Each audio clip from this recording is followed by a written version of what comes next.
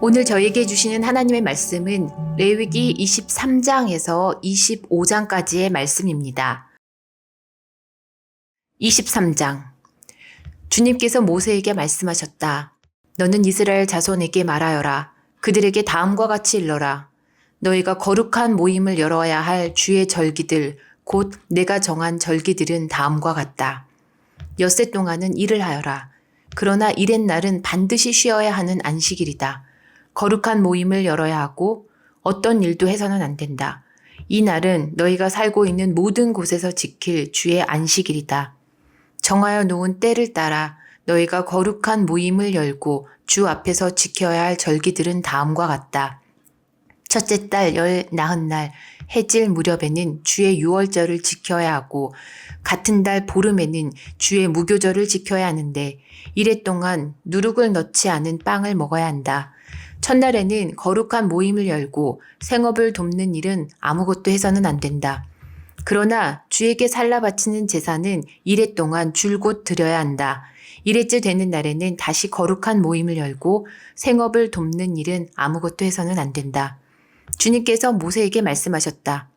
너는 이스라엘 자손에게 말하여라. 그들에게 다음과 같이 일러라.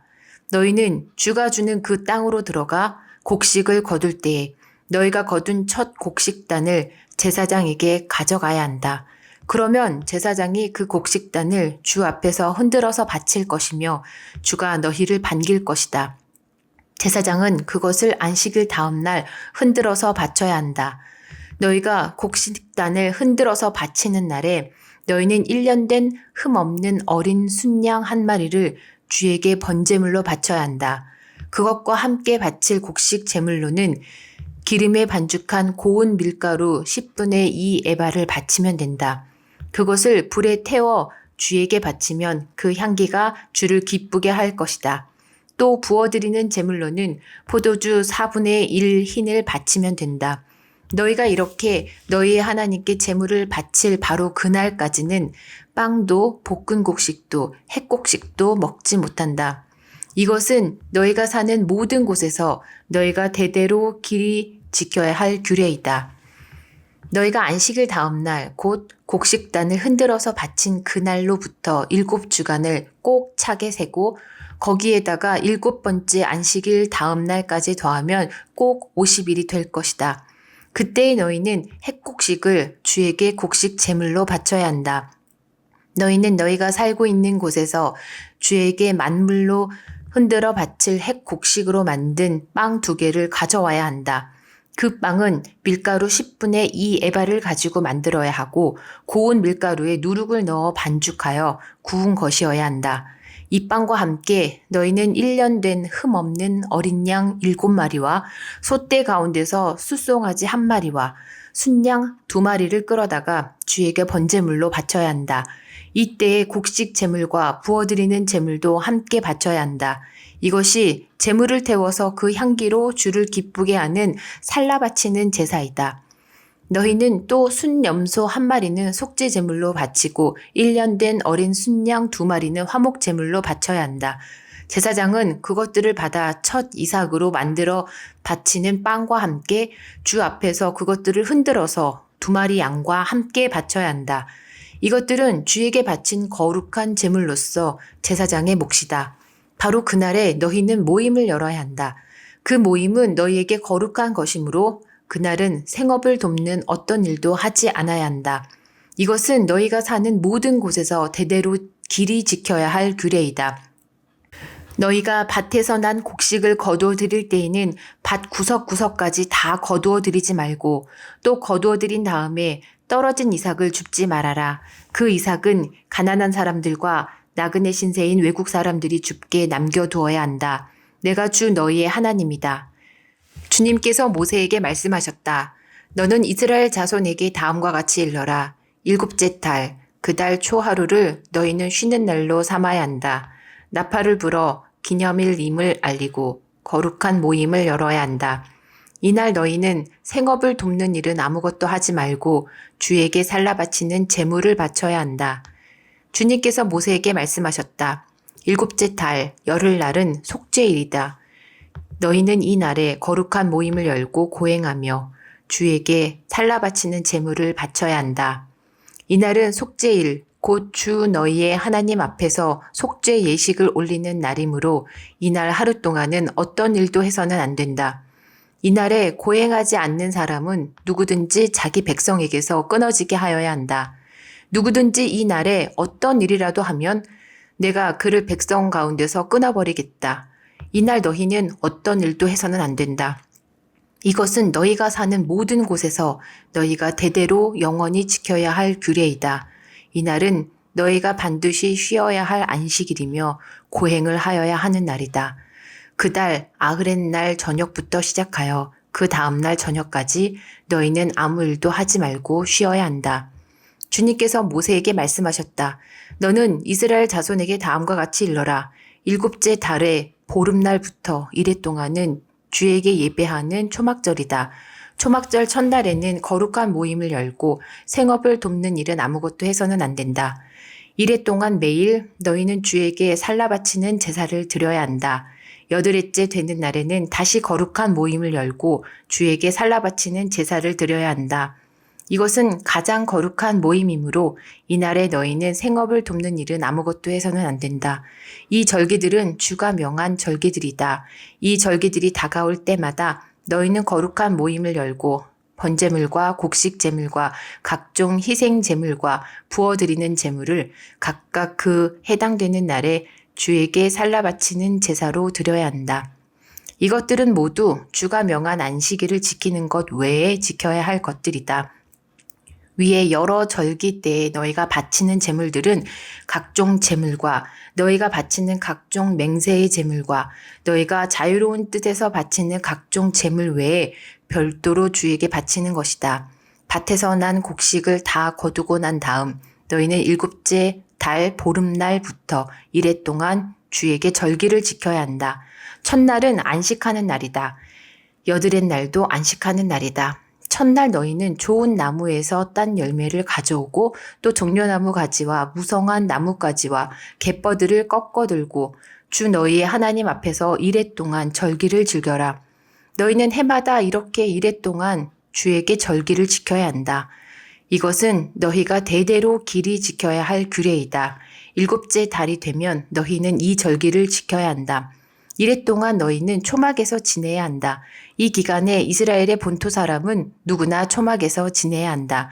이렇게 하여야 너희의 자손이 내가 이스라엘 자손을 이집트 땅에서 인도하여 낼 때 그들을 초막에서 살게 한 것을 알게 될 것이다. 나는 주 너희의 하나님이다. 이렇게 모세는 주님께서 명하신 여러 절기를 이스라엘 자손에게 일러주었다. 24장 주님께서 모세에게 말씀하셨다. 너는 이스라엘 자손에게 명하여 올리브를 찧어서 짜낸 깨끗한 기름을 가져다가 등불을 켜게 하되 그 등불을 늘 켜두어라. 아론을 시켜 회막 안 증거궤 앞에 쳐 있는 휘장 바깥에 그 등불을 켜두어 저녁부터 아침까지 주 앞에 계속 켜두게 하여라. 이것은 너희가 대대로 길이 지켜야 할 규례이다. 아론은 주 앞에서 순금 등잔대 위에 그 등불을 늘 켜두어야 한다. 너는 고운 밀가루를 가져다가 과자 한 개당 밀가루 10분의 2 에바를 들여 과자 12개를 구워 한 줄에 6개씩 두 줄로 주의 앞 순금상 위에 차려 놓아라. 그리고 각 줄에 하나씩 순전한 향을 얹어라. 이 향은 과자 전부를 바치는 정성의 표시로 주에게 살라 바치는 제물이 된다. 안식일이 올 때마다 아론은 이스라엘 자손을 대신하여 이 음식을 주 앞에 늘 차려 놓아야 한다. 이것은 영원한 언약이다. 이 제물은 아론과 그의 아들들의 몫이다. 이것은 주에게 살라 바치는 제물 가운데에서도 가장 거룩한 것인 만큼 그들은 이것을 거룩한 곳에서 먹어야 한다. 이것은 그들이 길이 지켜야 할 규례이다. 이스라엘 자손 가운데 한 아들이 있었는데 그의 어머니는 이스라엘 사람이고 아버지는 이집트 사람이다. 이스라엘 여자에게서 난 그 아들이 한 번은 진에서 어떤 이스라엘 남자와 싸웠다. 이스라엘 여자에게서 난 아들이 주님의 이름을 모독하면서 저주하는 말을 하였다. 그래서 사람들은 그를 끌고 모세에게로 왔다. 그의 어머니 이름은 슬로밋인데 단 지파에 속하는 디브리라는 사람의 딸이다. 사람들은 그를 가두어 놓고 주님의 뜻이 그들에게 밝혀질 때까지 기다렸다. 주님께서 모세에게 말씀하셨다. 나 주를 저주하는 말을 한 그를 너는 진 바깥으로 끌어내라. 나에게 저주하는 말을 들은 사람들이 모두 그자의 머리 위에 손을 얹은 다음에 온 회중은 그를 돌로 쳐라. 그리고 너는 이스라엘 자손에게 하나님을 저주하는 사람은 누구든지 그 벌을 면하지 못한다고 일러라. 주의 이름을 모독하는 사람은 반드시 사형에 처해야 한다. 온 회중이 그를 돌로 쳐 죽여야 한다. 주의 이름을 모독하는 사람은 이스라엘 사람은 말할 것도 없고 외국 사람이라 하여도 절대로 살려두어서는 안 된다. 남을 죽인 사람은 반드시 사형에 처해야 한다. 짐승을 죽인 사람은 생명으로 생명을 갚아야 하므로 살아있는 것으로 물어주어야 한다. 자기 이웃에게 상처를 입혔으면 피해자는 가해자가 입은 만큼 그 가해자에게 상처를 입혀라. 부러뜨린 것은 부러뜨린 것으로, 눈은 눈으로, 이는 이로 갚아라. 상처를 입힌 사람은 자기도 그만큼 상처를 받아야 한다. 남의 짐승을 죽인 사람은 그것을 물어주어야 하고 사람을 죽인 사람은 반드시 사형에 처해야 한다. 이 법은 이스라엘 사람에게는 말할 것도 없고 함께 사는 외국 사람에게도 같이 적용된다. 나는 주 너희의 하나님이다. 모세가 이렇게 이스라엘 자손에게 말을 전하니 사람들은 주님을 저주한 그를 진 바깥으로 끌어내서 돌로 쳐 죽였다. 이렇게 이스라엘 자손은 주님께서 모세에게 명하신 그대로 하였다. 25장. 주님께서 시내산에서 모세에게 말씀하셨다. 너는 이스라엘 자손에게 말하여라. 그들에게 다음과 같이 일러라. 내가 너희에게 주기로 한 그 땅으로 너희가 들어가면 나 주가 쉴 때에 땅도 쉬게 하여야 한다. 6해 동안은 너희가 너희 밭에 씨를 뿌려라. 6해 동안은 너희가 포도원을 가꾸어 그 소출을 거두어라. 그러나 7째 해에는 나 주가 쉼으로 땅도 반드시 쉬게 하여야 한다. 그 해에는 밭에 씨를 뿌려도 안 되며 포도원을 가꾸어도 안 된다. 거둘 때에 떨어져 저절로 자란 것들은 거두지 말아야 하며 너희가 가꾸지 않은 포도나무에서 저절로 열린 포도도 따서는 안 된다. 이것이 땅의 안식년이다. 땅을 이렇게 쉬게 해야만 땅도 너희에게 먹거리를 내어줄 것이다. 너뿐만 아니라 남종과 여종과 품꾼과 너와 함께 사는 나그네에게도 먹거리를 줄 것이다. 또한 너의 가축도 너의 땅에서 사는 짐승까지도 땅에서 나는 모든 것을 먹이로 얻게 될 것이다. 안식년을 7번 세어라. 7년이 7번이면 안식년이 7번 지나 49년이 끝난다. 7째 달 열흘날은 속죄일이니 너희는 뿔나팔을 크게 불어라. 나팔을 불어 너희가 사는 온 땅에 울려 퍼지게 하여라. 너희는 50년이 시작되는 이 해를 거룩한 해로 정하고 전국의 모든 거민에게 자유를 선포하여라. 이 해는 너희가 희년으로 누릴 해이다. 이 해는 너희가 유산 곧 분배받은 땅으로 돌아가는 해이며 저마다 가족에게로 돌아가는 해이다. 50년이 시작되는 해는 너희가 희년으로 지켜야 하는 해이다. 희년에는 씨를 뿌리지 말고 저절로 자란 것을 거두어서도 안 되며 너희가 가꾸지 않은 포도나무에서 저절로 열린 포도도 따서는 안 된다. 그 해는 희년이다. 너희는 그 한 해를 거룩하게 보내야 한다. 너희는 밭에서 난 것을 먹게 될 것이다. 이렇게 희년이 되면 너희는 저마다 유산 곧 분배받은 땅으로 돌아가야 한다. 너희가 저마다 제 이웃에게 무엇을 팔거나 또는 이웃에게서 무엇을 살 때에는 부당하게 이익을 남겨서는 안 된다. 내가 내 이웃에게서 밭을 사들일 때에는 희년에서 몇 해가 지났는지를 계산하여야 한다. 파는 사람은 앞으로 그 밭에서 몇 번이나 더 소출을 거둘 수 있는지 그 횟수를 따져서 너에게 값을 매길 것이다. 소출을 거둘 횟수가 많으면 너는 값을 더 치러야 한다. 희년까지 남은 횟수가 얼마 되지 않으면 너는 값을 깎을 수 있다. 그가 너에게 실제로 파는 것은 거기에서 거둘 수 있는 수확의 횟수이기 때문이다. 너희는 서로 이웃에게서 부당하게 이익을 남기려고 해서는 안 된다. 너희는 하나님 두려운 줄을 알아야 한다. 나는 주 너희의 하나님이다. 그러므로 너희는 내가 세운 규례를 따라서 살고 내가 명한 법도를 지켜서 그대로 하여야 한다. 그래야만 그 땅에서 너희가 안전하게 살 수 있을 것이다. 땅은 소출을 낼 것이고 그것으로 너희가 넉넉히 먹을 수 있을 것이며 거기에서 안전하게 살 수 있을 것이다. 7째 해에는 씨를 뿌려도 안 되고 소출을 거두어 들여도 안 된다면 그 해에 우리는 무엇을 먹을까 하고 너희는 물을 것이다. 그러나 6째 해에 내가 너희에게 복을 베풀어 새 해 동안 먹을 소출이 그 한 해에 나게 하겠다. 8째 해, 곧 너희가 다시 씨를 뿌리는 그 해에 너희는 묵은 곡식을 먹을 것이다. 9째 해가 되어서 해곡식이 날 때까지 너희는 묵은 곡식을 먹을 것이다. 땅을 아주 팔지는 못한다. 땅은 나의 것이다. 너희는 다만 나그네이며 나에게 와서 사는 임시 거주자일 뿐이다. 너희는 유산으로 받은 땅 어디에서나 땅 무르는 것을 허락하여야 한다. 내 친척 가운데 누가 가난하여 그가 가진 유산으로 받은 땅의 얼마를 팔면 가까운 친척이 그 판 것을 물을 수 있게 하여야 한다. 그것을 물을 친척이 없으면 형편이 좋아져서 판 것을 되돌려 살 힘이 생길 때까지 기다려야 한다. 판 땅을 되돌려 살 때에는 그 땅을 산 사람이 그 땅을 이용한 횟수를 계산하여 거기에 해당하는 값을 빼고 그 나머지를 산 사람에게 치르면 된다. 그렇게 하고 나면 땅을 판 그 사람이 자기가 유산으로 받은 그 땅을 다시 차지한다. 그러나 그가 그 땅을 되돌려 살 힘이 없을 때에는 그 땅은 산 사람이 희년이 될 때까지 소유한다. 희년이 되면 땅은 본래의 임자에게 되돌아간다. 땅을 판 사람은 그때에 가서야 유산, 곧 분배받은 그 땅을 다시 차지할 수 있다. 성곽 안에 있는 집을 팔았을 때에는 한 해 안에는 언제든지 되돌려 살 수 있다. 집을 판 사람은 한 해 동안은 그것을 물을 수 있는 권리가 있다. 그러나 판 사람이 그것을 한 해 안에 되돌려 사지 못하면 성곽 안에 있는 그 집은 아주 산 사람의 소유가 되어 대대로 그 자손에게 넘어간다. 희년이 되어도 본래의 집 임자에게 돌아가지 않는다.